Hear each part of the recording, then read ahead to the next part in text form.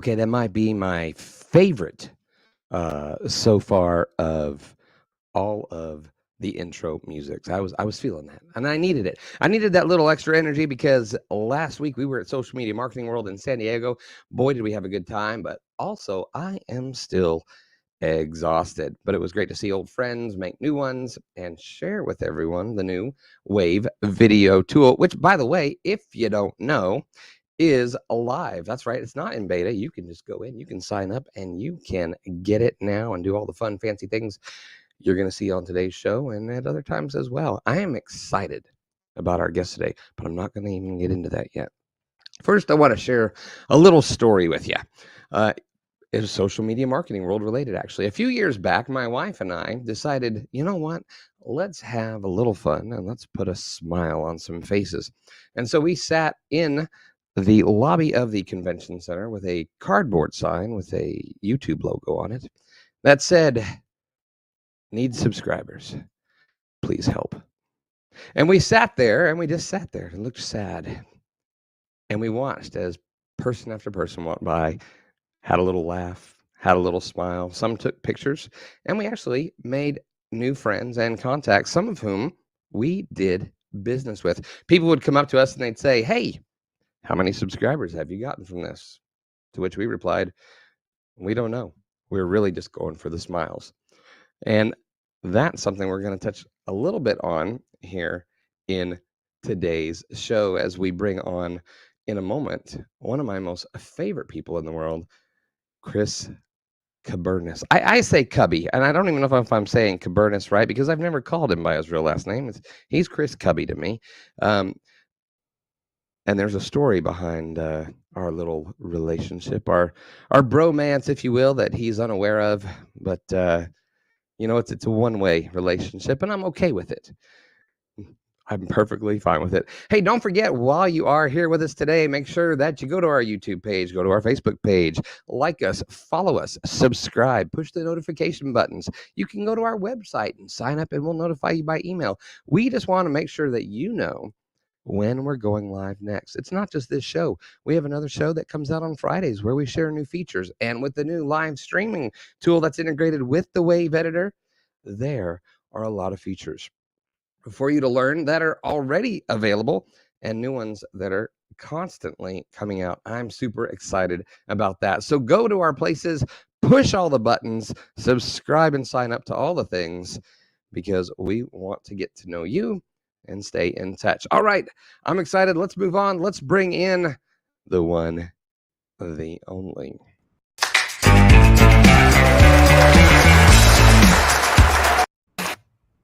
Wow, short intro video today. But that's okay. What's going on? Just look at Ross Brand here with us today. He's super excited. And why wouldn't you be, Ross? I mean, it is. Ross is a great guy. Been on many live streams with him. Is it Kubby? Am I saying it right? Dude, I have no idea. Even people in my own family, we don't know how to say our own name. It's all over the map. Kubby. Yeah, just it's nobody knows. Nobody. I was getting excited because I thought you were about to share. Those are the only two I could come up with. So if there were others, I was like, no. There's more, but they're maybe not safe for work. So we'll leave those alone. So yeah, there's a few more, but we'll talk after the show about those. Oh man, well, I'll tell you what, people are lighting up, saying hi, hello. There are people all over that are super excited to see you. I know it's because of you, because when it's just me, this doesn't really happen. So thanks for bringing the fans out. So, okay, obviously our topic today is about incorporating live streaming into your content marketing. And this is a professional show. And at the same time, we also just have fun. So before we get into that, I want to give you a little test. Oh, no. Yeah, I know. I want you to see. I want to see if you can remember how exactly we really connected. I think it was definitely on Snapchat. Okay, I'll give you that part. And I think it was okay. I won one thing. It was definitely on Snapchat, and I think there was a I forget what you were doing at the time, but you were trying to get into the social media game, like trying to figure out like what to do with it. And I forget what you were doing at the time in terms of a job, but like, and you said I guess you had sort of connected with me, and I was like, just go for it, dude. Like, don't just go, like, you could do it. Like, and I think, you really brought your personality and saw like how fun it could be, and really, you've definitely made an impact since then, really, like bringing your brand of comedy and sort of your style and professionalism to the game. So I really, that's what I remember. Am I missing a piece? That's fair. That's fair. Fair. Okay. My story I shared earlier was about the fact that my wife and I used smiles to connect. People are all over us about the hats. 2 hats are better than 1. Listen, when you're follically challenged like me, you don't have that issue. Like, if I had your hair, I would never wear a hat. People ask me all the time. They're like, "Are you bald under there?" I'm like, "No, actually, I have a lot of hair. It just became a thing." Okay, so I'm gonna jog your memory here. So it was Snapchat. I was working at an agency doing social media. Snapchat had kind of was coming up, and so I was like, I need to follow some people who are in the marketing game and doing this. And so you were like the first person in the marketing world that I met with. But the reason we connected and have built this friendship was because of a smile. You were having a contest to name your new secret group. Ah, okay, that's right. Okay, now I'm getting it. Yeah, I don't remember what name you chose, but I think you also won, didn't you? No, I didn't win. You announced the winners, and I messaged you and said, "Hey, Kubby, I saw the announcement of the winners, and apparently something was wrong because my name was awesome." Yeah. Do you remember what your name was? I can't even remember. I don't remember, but I remember you messaged me back. You're like, "All right, dude, you made me laugh," and you sent me the book. I think it was a Gary V book was the prize. And you're like, I'm sending you the prize anyway. All sorts of Gary V books. That's awesome. Okay. I do remember this now. Thanks for jogging my memory. Yep. I don't remember how bad your name was though. I don't remember what it was. It was actually pretty good. I was impressed. But and I don't impress myself that often, so I needed to take the win. Yeah, you need this. But you shouted me out because of that. And that's how I started connecting with other people in the industry, because they were like, if following and Chris Kubby. Chris Kubby follows them. Listen, I'm responsible for this old man's career. What can I say? He owes me royalties. Yeah, it's an automatic draft from my account every month. Yes. I've just gotten used to it. I just don't think about it anymore. Still waiting for the checks. Let's see. See when they come in. Oh my goodness. So anyway, so that's it. So folks, it's something to let you know. You don't always have to just like push yourself or market your stuff and be all about this is what I do. This is what I do. Bringing a smile to somebody's face and give them a little chuckle builds a connection as well. And so anyway, so all right, so let's get into the nitty gritty. We're trying a new layout here today, so we're gonna see how this works. So here we go. Looks nice. There it is. All right. Wow. This is our new look for our Q&A session. Yeah. So for those of you who don't know, before we get into the questions, Chris, why don't you tell everybody exactly kind of what you do, where you're located? Sure. Yeah. So I am. My name is Chris Kubby. People call me Kubby. I am a marketer, an entrepreneur, social media geek. I have been doing this since I was very, very young. When I was 12 years old, I wanted a book in advertising and about like 100 jobs in advertising. And I was bugging my parents to buy it for me, and they did. And that's how I got sort of hooked on the industry. And then, basically went and did an internship at the age of 14 at an ad agency, then started, the World Wide Web was really like kicking off. So I started building websites, and I started getting more into digital marketing, email marketing by the time I was 18. So like I was basically in it, and I just fell in love with marketing and digital marketing in particular. And fast forward, did some school, did some work, basically all of that. Fell in love with a Danish girl when I was at college.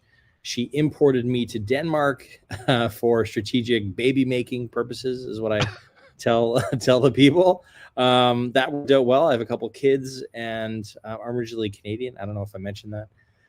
But yeah, I moved to Denmark and worked for some agencies, worked for some clients in-house. And then in 2016, I decided to make my own agency called Cubco, which is my last name plus Cub, like plus Co, like company. So very inventive, very creative, and basically do complete social media services for mostly medium to large businesses. And over the last 6 years, we've grown to 42 people, something like that. Like, it's quite large. Had to move offices several times. And then, and then we also just opened up in New York City in this past summer, and we're growing the team there. We're just about to take over a lease for a place in Brooklyn to build the rest of the agency there. And then I think Singapore is next, or maybe London. But the goal is really to like expand globally and to spread the expertise and the what we do out to the rest of the world and to clients, because our current clients love it, and I think it really works for them. Man, it's been so cool to watch the whole journey, and when you started hiring people, and then I remember when you started sharing pictures in your story, and here's our new space, and then it's like, oh, well, you don't fit in here anymore.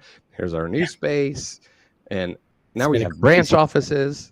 Yeah, it's just been a crazy ride, and I think it really shows you the testament of social media, and also the testament to, like, I obviously grew a personal brand as well that really helped me position myself as a thought leader and an expert in the field, and that really helped us get into conversations with the amazing clients that we have today, and I think that's been an integral part of the whole growth, right? And obviously people like you that have helped to spread the word and be a great a great person that I've dealt with online, and all of those relationships that I have really blossomed into what we've done here. So it's quite incredible, and I'm super proud of it, and I can't wait to see what happens in the next 6 years.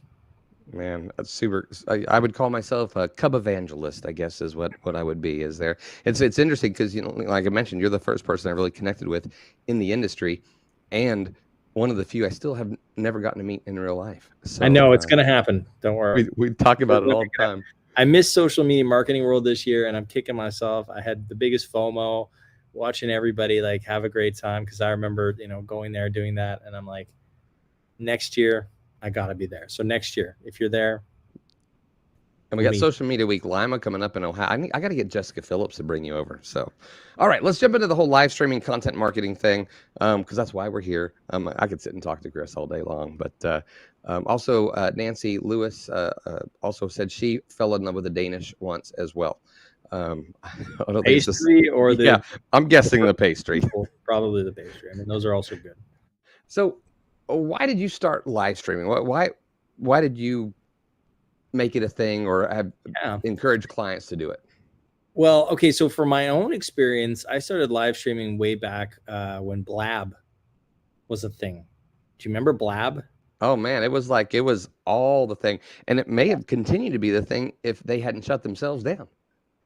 Yeah. So Jonathan Tripp was a guy that I was following on Blab for a long time, and he had these great sort of live streams. He'd bring in people, he'd interview people, and I was hooked on the platform. I thought it was really cool.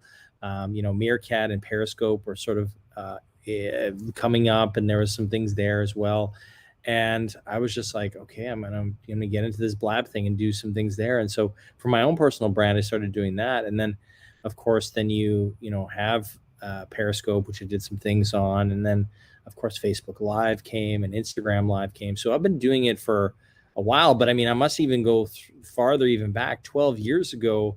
I started helping when I was working for another agency. I was helping corporate clients do their annual reports and their investor relations live stream, also their product launches, mostly internal comms, using live stream. And that was very much like through not YouTube or any of these platforms yet. It was very much like web-based tools, flash media tools, things like that we were using to go live for these companies, and then setting up secure servers so that they could join in. So I have this experience all the way back then on doing sort of the live stream side, and it really came out of doing it. Why was basically it came out of a necessity. Like, it really streamlined talking to many people in an organization, many people in an audience.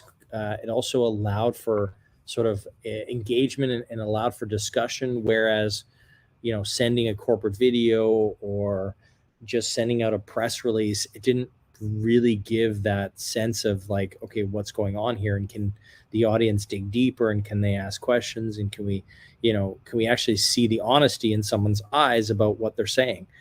So that really came out of a necessity, not so much as a sort of just a, I don't know, other reasons you could have, but it really came from that. So I would say that's why. Yeah. Wow, Blab. I was looking at some old stuff, and one of your old, like 6 years ago, YouTube videos is a Blab. I think it was you, Joel Comm, and Brian Fanzo. I'm not sure who the other person was, but you were talking about the future of social media. That's funny, yeah. And I've been actually following those guys ever since. Like, I think obviously Fanzo is doing a great job with NFTs, and then Joel Comm. Just go check out Joel Comm. He's actually doing some NFTs with Sylvester Stallone. Of all people right now, so that's quite incredible. So if you don't know those guys, go follow them. They do a lot in the NFT space at the moment. He was actually the closing keynote at Social Media Marketing World. We had dinner with him and Aaron that evening. Great. So super nice. Oh yeah, great guy. Okay, so we've got the whole lot. By the way, guys, make sure you comment hashtag live better. Of course, you'll have your chance to win one of our Yellow Chad Wave.video live better mugs. That's right, Chris. I'm on a coffee mug. Dude, I've been on a coffee mug too, and it's the best thing ever.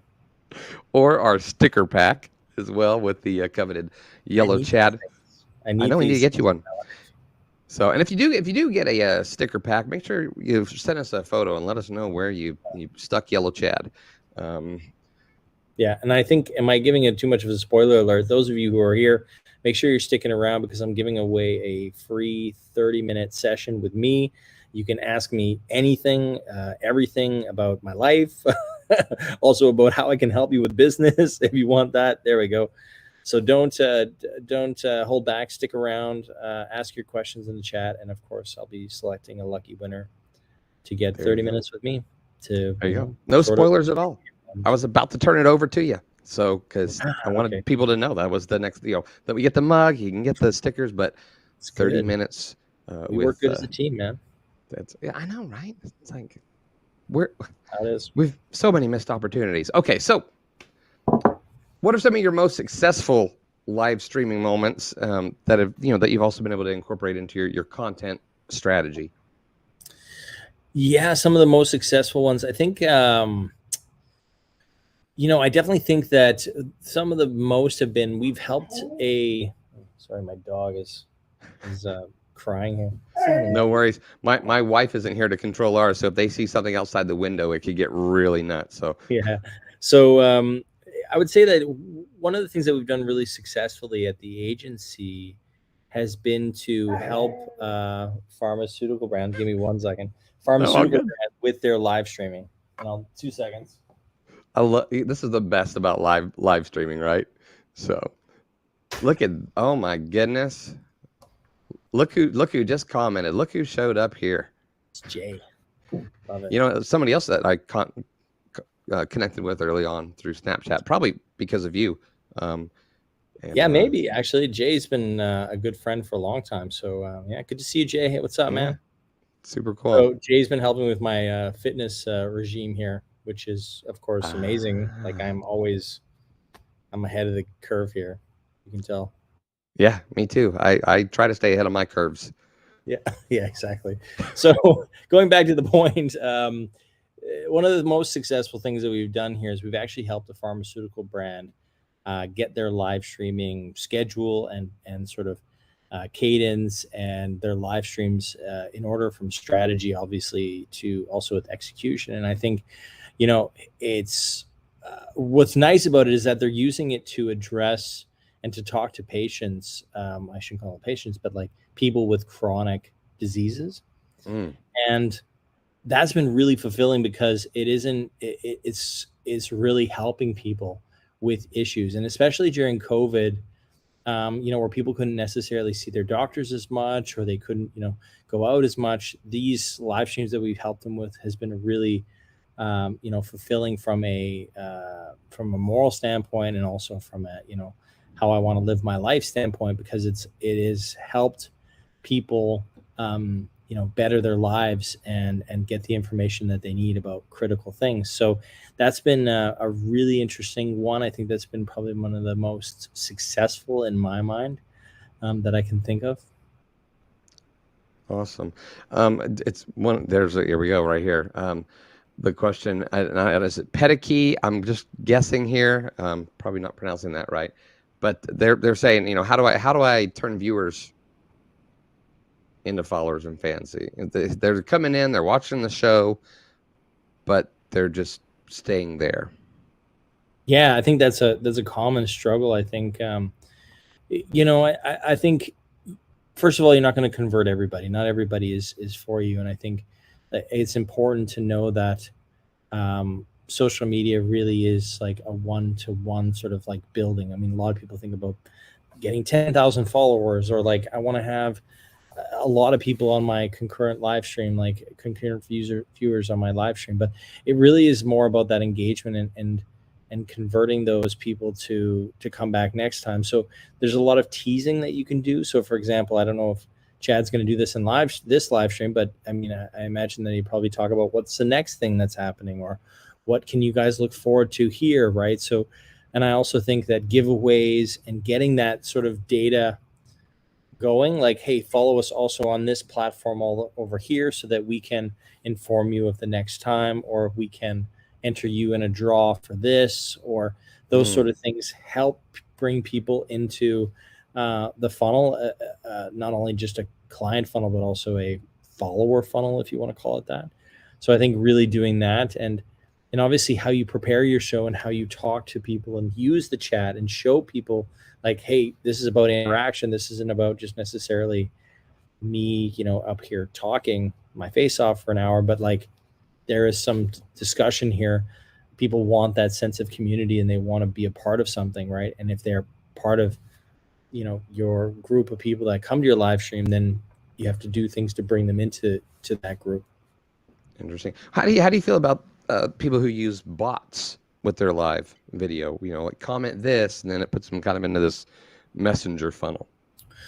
I think that's okay, like as long as your intentions are right. I think like some people don't have the cash to get moderators or to have people helping with the entire live stream. And if you're using it in a way to better the experience, then I think it's okay. I think if you're using it to for nefarious purposes, or to just drive up engagement for no particular reason, I don't think it's actually that helpful. And I haven't really seen, I mean, most of the clients that we work with aren't interested in that anyway. They're more interested in manually taking it and having that one-to-one conversation with people.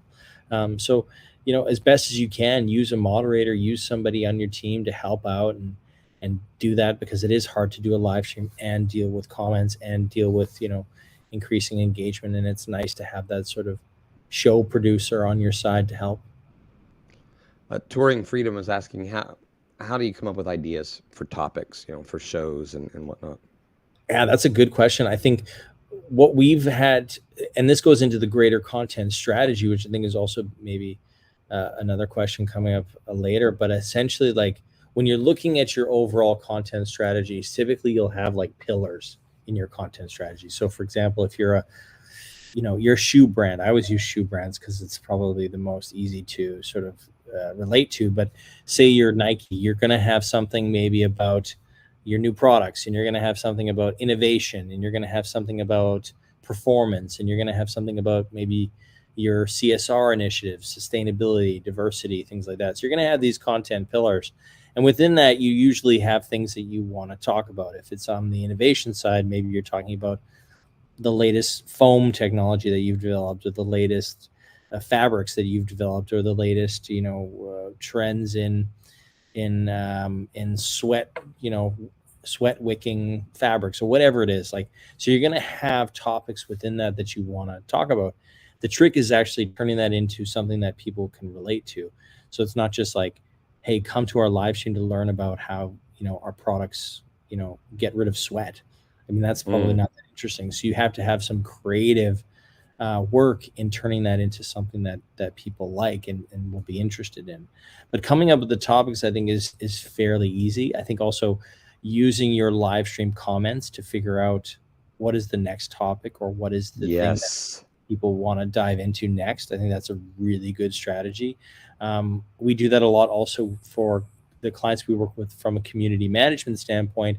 With all of their social content, we gather all of that data from comments on their paid ads, also comments in their organic social, to find out what is the community actually talking about and concerned with. And if we don't have a piece of content already geared up to deal with that, maybe it's a live stream, maybe it's a video that we can do it, maybe it's a blog post that we can do. But essentially, like, using your community to source ideas is just, I cannot tell you how much gold that is, because then you can go back to those people and be like, here you go. Like, we heard you. We know this is a big topic for you. And then we addressed it. And that's how you gain fans. That's how you put people in that funnel, if we want to call it that, because you are showing that you are addressing these sort of things. So. No, it totally makes sense. Now, as far as the content ideas, live streaming versus just a video, a YouTube video. I know you're old school. You've been around a while. So the SEO game, when it comes to a YouTube video SEO, the search being something people are going to find as well as engage with is important. When it comes to the live stream, is going after engagement more important, or thinking long-term SEO?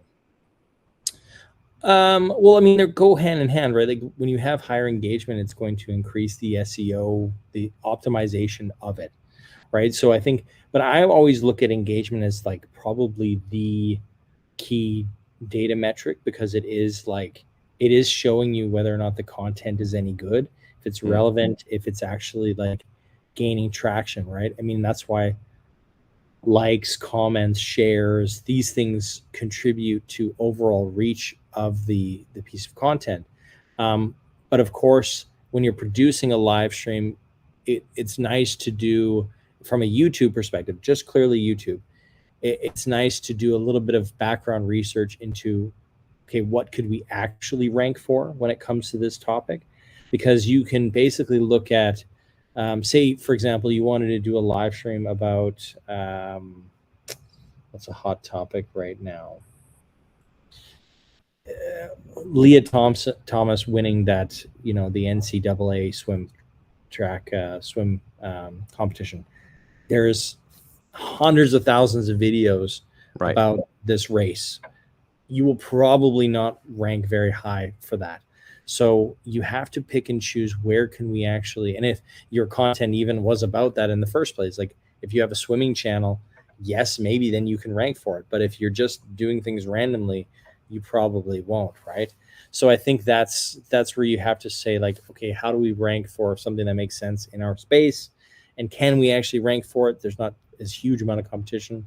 And can we, do the research ahead of time to pick that title, pick that description, pick that guest?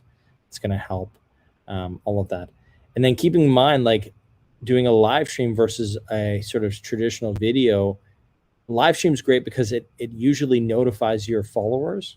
Right. So for example, on LinkedIn or even on Instagram Live, there's very few, unless people have notifications turned on for all of your content, from a practical standpoint, like, it's a good way of still reaching and notifying all of your followers that you are going live. So from a tactical standpoint, I think it's really maybe a bit better than just doing sort of a feed video or anything like that. So would you say that live streaming is it essential now to people's content marketing strategy? I would say unfortunately it's not. I think that, when we talk to brands and we're doing work for them, live streaming is maybe 5 further down the line in terms of what they really want to focus on. And I think that it's unfortunate because I think there's a big opportunity there. Like I said, your fans and followers get notified when you go live. I mean, there's very few platforms that do that automatically by default when you post something. So, you know, from a getting your audience and really having a discussion with them and really following up with them, I think there's no real better way. And unfortunately, a lot of brands are not, you know, doing it enough. So we definitely advise them, like, this is a good tool to think about and to use in your arsenal of ways of growing your audience and ways of interacting with your audience. You can see that some of the biggest brands have gone, you know, live on TikTok, for example, and that's really brought them more followers and fans because the platforms are pushing that, right? Like TikTok wants you on the platform for longer. They know that people watching a live stream stay longer, so therefore they're trying to push it out, right? So it's really adhering to what the platform wants. So I would say, yeah, it should be essential. It should be a really big part of it, and it doesn't have to be a thing that really takes a lot of time. I know you guys spend a lot of time producing this show, and it really shows, and I think that's where things need to go. But it can also be, you know, thought of in the general content mix of like, okay, we did a blog post last week about X. I mean, we've got the ideas already in the blog post. Why don't we do a live stream about it? Invite a guest to maybe counter our arguments, or invite a guest to maybe, you know, follow up on the ideas, right? So, okay, so you've got this here, which is great. I love that this is like, this is right together, right? So I think like putting this together with your content strategy and getting the most out of it is a really important way to streamline it and make sure that it doesn't take huge amount of resources off of you. Yeah. Gotcha. Is there a way that you have seen work, or ideas that you have in your head, or strategies that you use to kind of create the synergy between all the different content pieces, including the live streaming? Yeah, I definitely think like either thinking about it in like, for example, this video here, maybe you guys want to take it and transcribe it and then turn it into, you know, maybe even quotes for Twitter, or, you know, Chris Kubby said on the last live stream X, or, you know, Chad said this, or whatever it is. Also, here's a long form blog post about how this went and what did we talk about. So creating those synergies, or even social cut downs of the whole thing. I mean, creating a synergy between those pieces, and then using this as a platform for a bigger discussion. So if you are tackling a topic, making sure that, okay, we want to take this to the next level with a Q&A with our audience and say, hey, last week we released, you know, X product. Let's hear from you guys what you think. Or even beforehand, like when we're talking about not just content, but actually like in product development, taking in your audience to say, hey, we're thinking about producing a black hat instead of the brown hat. What do you guys think? Like, here's some mock-ups. Here's our head of product development. Do you think it should have a feather? Do you think we should kill the feather? You know what I mean? Like everything that you could potentially do to get your audience involved in the creation of not only the content, but also your product and your services. I think that really is a missed area for most brands to actually unpack that. So I think that could be, super beneficial, creating that synergy between those things. And not only that, like when you've got those audiences contributing to it, you make notes of that and say, you know, oh, this person here was really an advocate for the feather, but we didn't use the feather. Maybe next time we actually make them, you know, we bring them on for the live stream to talk about why they think feathers and hats are essential in today's ecosystem. I don't know, I'm spitballing here. No, I love it. I'm getting called out. It sounds like people are saying you're going to take over the my hat coolness. So I don't think so. I think you got it nailed. I think you got like, mine's just too monotone. I can see our creative team taking this, because you know all the repurposing stuff. Now you can't write the blog post, however you can create. We can caption auto caption this in Wave.video, because after this live stream is done in the Wave studio, it goes into your editor, and they can auto caption it, and then they can download that file. They could put a transcript of a blog post or have the beginnings of one. They can chop this up, resize it, make tweets, do stills, all the things that you were talking about. That's one of the things I love about this tool, by the way. Wave.video is who produces this show, is that everything you're seeing here was done in Wave. Everything for the show was prepared in Wave. We're streaming in Wave, and we'll repurpose everything at the end in Wave. Super cool. Guys, by the way, don't forget to comment #LiveBetter. Let us know something that you're learning, something that you've picked up. That's how you're going to have your chance to win possibly one of our new mugs, our sticker pack, or the grand prize. What is it, Chris? 30 minutes with me. Get your social media questions answered, business questions, any sort of issues that you're maybe trying to work through. I've built a fairly successful business. Fairly successful. It's doing okay. I mean, like it could go crap tomorrow. We don't know, but so far so good. So I can give you any advice that I have from the last 6 years of building this business, and hopefully it can help you. Okay, here's one that gets asked. I think a lot of people ask, then people get nervous. They're like, oh, I don't want to overshare. I don't want to show my cards. But we're getting a question about pricing. Any tips on how to price services? That's a good one. There's two sort of ways of doing, well, there's many ways of doing it, but I think, one of the things is clients and who the client is has a lot to say about how much you can charge. Like if I was going to the pizza guy on the corner and trying to do some social media services for him or her or live stream services for him or her, hey, we should make a pizza live, versus, the bigger brands that we work with, the pricing is way different just because of that, right? It might take the same amount of time. It might take more because we need to talk to compliance and they want a higher level of production. Like I probably can't walk in with this and do a live stream with the CEO of $1 billion brand. Like that's not going to work. But so there is some sort of leveling there. So that obviously has an impact on pricing. And then of course you're looking at your competitors, who's in the market. That also has some baseline. But I also look at what do I need to make a decent amount of salary for this, and then working out my hourly price, and then how many hours do I think it's going to take to get here. And I think that's an important one. And then also being very transparent with the potential customer and saying, hey, we can come in with this. Like we can live stream straight off your phone. No problem. We don't have to have, Wave.video, although we recommend it because you can, do all this and that, and we can really tailor it and make it really, really nice. But some customers are just not going to want that. So it really comes down to knowing your per hour price, what you want to make and how much it costs you. Maybe you need, also there's some expenses there as well. And then really setting it out for them and saying, this is it. And if they go, well, how does that work? Then you very much break it down and say, well, it takes me 2 hours to set up the concept with you. It takes me 4 hours to design this thing. It takes me 10 hours to actually, prepare you and all this stuff. Then they get a sense of, okay, when they walk you through how many hours it actually takes, then they go, all right, got it.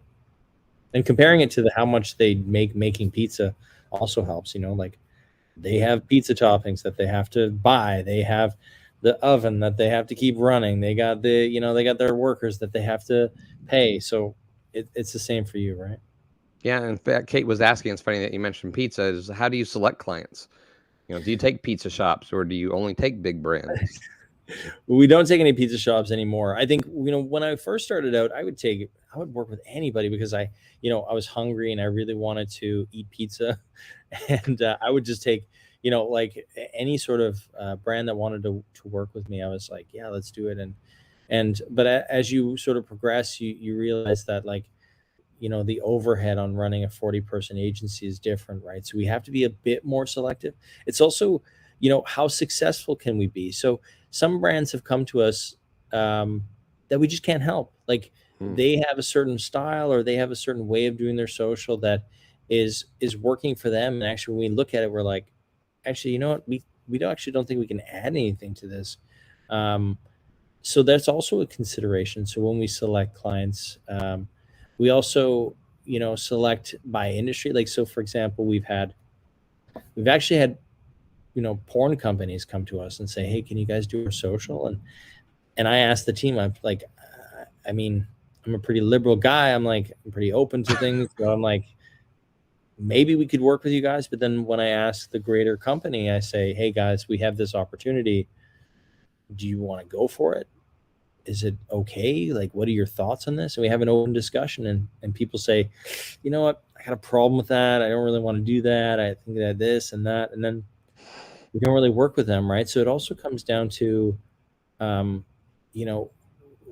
do we sleep at night? Like, are we going to be okay with working for an oil company? Well, maybe, because we all drive a car, but there's a lot of discussions that have to happen about those things. So it has to align also with us and our ethics and our sort of our beliefs.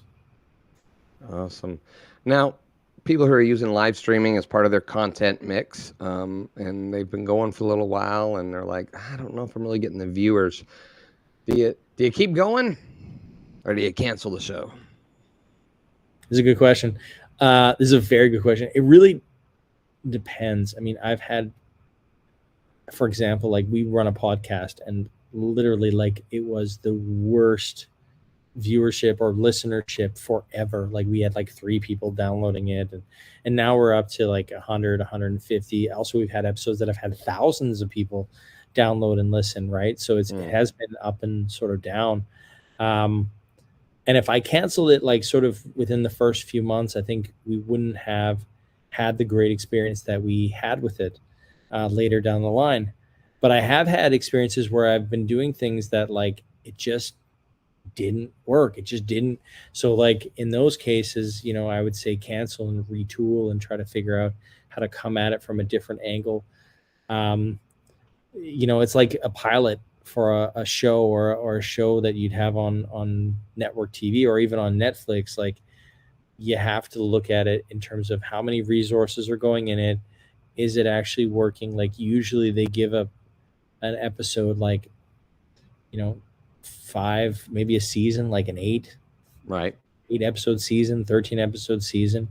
And if you don't see the metrics going in the right way, I would say it's probably better to cancel, because I also talk about this when it comes to success. Like, success is, and I posted this many times on my Instagram, which is basically, you have the standard illustration of one person, like, axe picking their way through a mine, and, like, they stop just before they hit gold.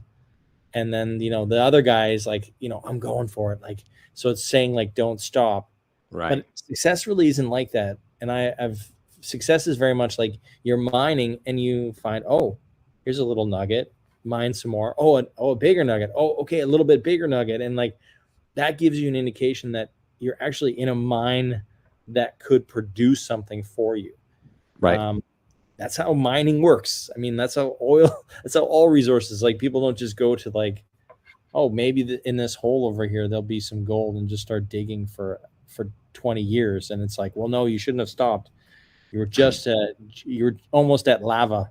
Right. There's I think a meme or a cartoon of that where the guy's digging the tunnel and he's like, ugh, and the gold's like right on the other side of the, the next hit. So, which is, it's just not how it is. I mean, it's the same with, like, I don't know if Jay's still here, but it's like fitness. Like, you don't just all of a sudden lose 30 pounds. It's not like you wake up, oh, thank God I've been working out for 10 months and now just all of a sudden the weight comes off. No, it's like you see progress. And that's the same with live streaming. It's the same with social. It's the same with shows, podcasts, the whole thing. You see progression. And if you don't see any progression, then I think it's probably time to retool and take it from another angle.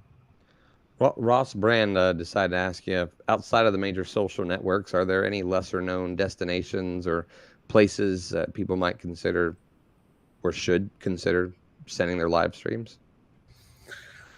That's a good question. Well, we work with a lot of beauty brands, and Super Great and Newness are the new niche platforms that are popping up for beauty. So I don't know if you're in that, anybody here is in that space or have clients in that space, or Ross is. I love his makeup tutorials. Yeah. Yeah. So Ross, just a shout out to you. Yeah. Newness and Super Great are really kicking butt. They're doing great. But the thing is that what we're seeing is actually a fragmentation of social platforms at the moment. We're seeing a lot of niche platforms coming up. We're seeing this this place where people don't necessarily want to be in the large stream of things, right? Because their Facebook maybe is just like saturated with memes and friends and family and colleagues and, you know, people you haven't seen for like 30 years. And it's like, you know what I mean? So you're finding these sort of more niche places where it's like, you know, specifically for makeup, or specifically for, like, there's discords now that are specifically for stock trading, or, you know, even Twitter spaces where it's like, this is a specific thing. This is a, you know, not to mention a sort of dead platform, but like Clubhouse, you know, there's specific feeds, specific shows for specific things. And we're seeing that across social as well. So you're getting that. And then I think for live streaming, you can't really ignore Asia.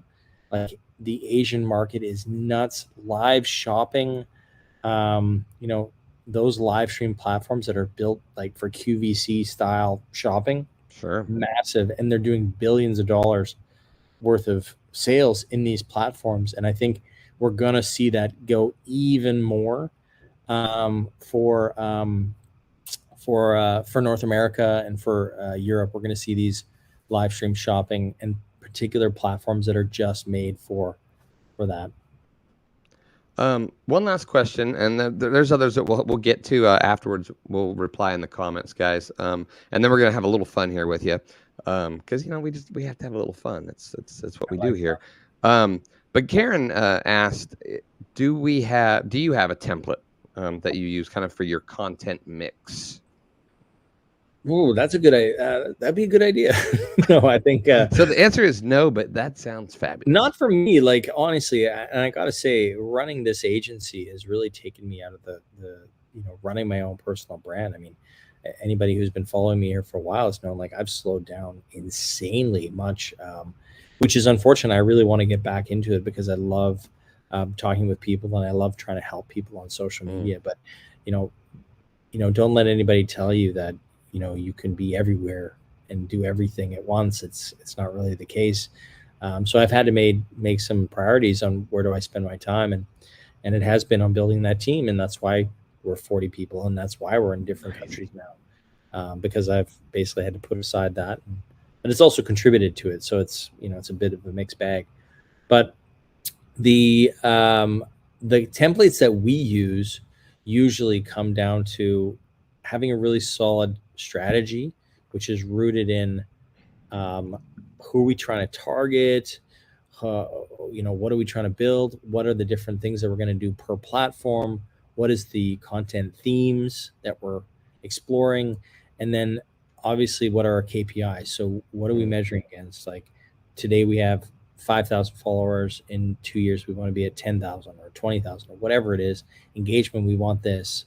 You know, reach, we want this. Like, so all of that's sort of combined to form our strategy, our content strategy. And then from there, we build out our creative strategy, which is, okay, if this is our target audience, this is the kind of content that we want to make.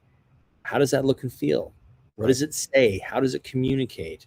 What creative fulcrums are we going to use to actually communicate these things, get these things out there?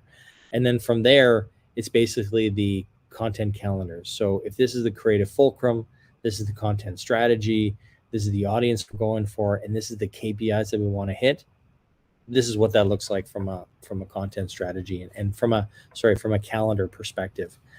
So that's really the templates that we sort of use, and it's kind of different per client because they're going to have different needs and different wants, and you know, not necessarily, some clients won't even need that creative edge. They just want the strategy. Right. So here you go. Here's the strategy.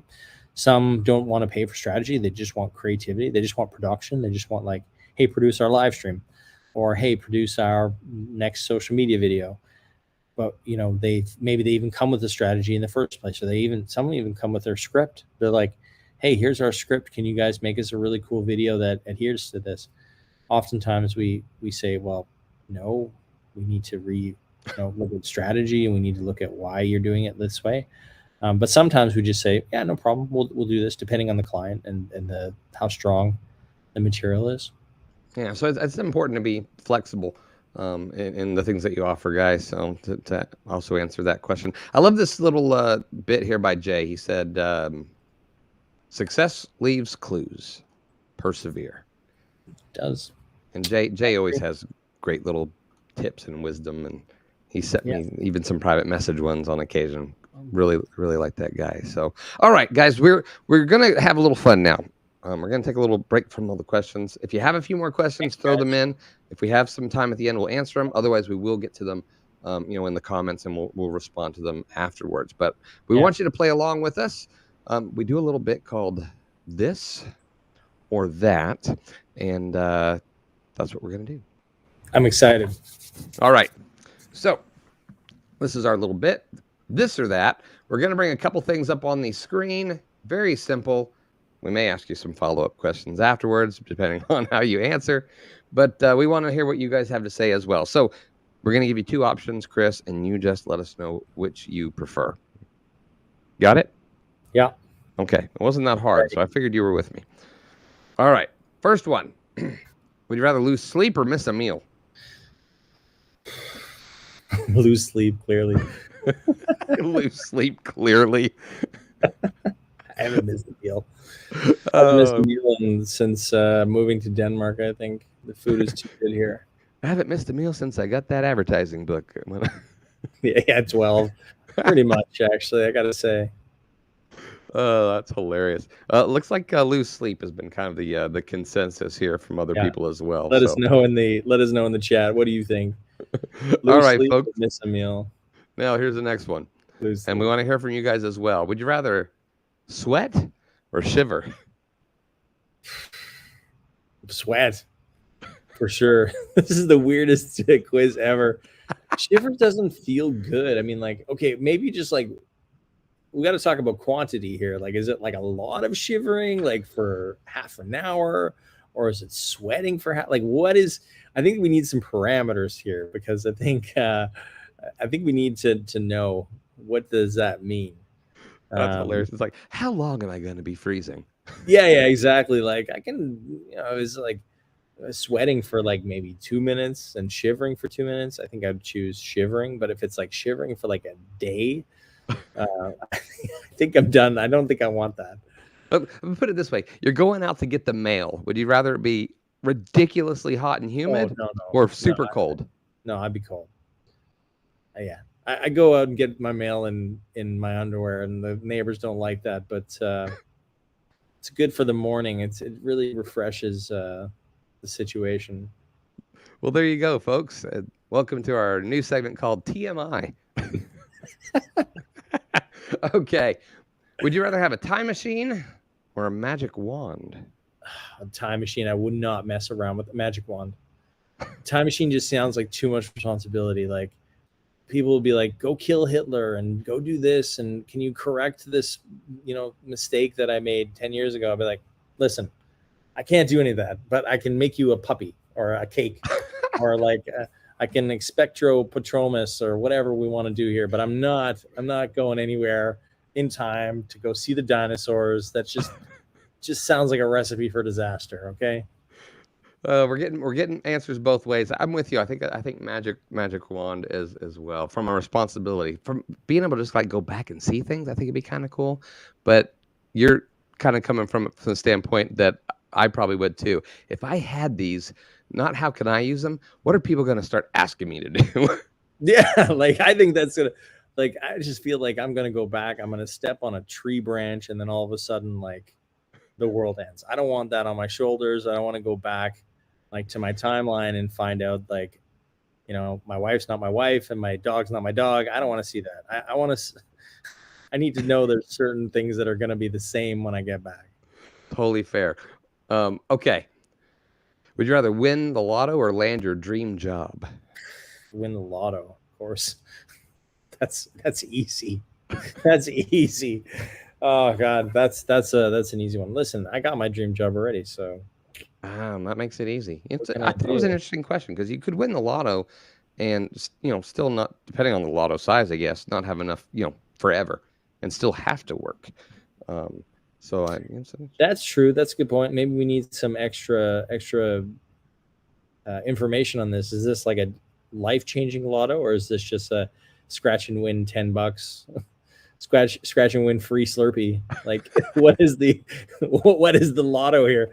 I need to know. Like, right, definitely buy your win the lotto. $10 million, or did I get 30 minutes with Chris?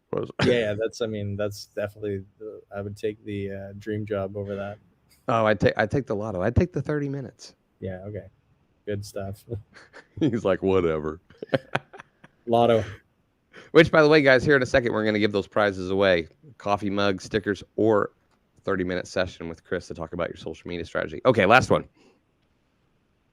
Regret or doubt? Oh. Went deep on this one. Curious to see if Jay has some insights on that one. Constant regret or constant doubt? Is that what we're talking about? Yep. Would you rather live with doubts or regrets?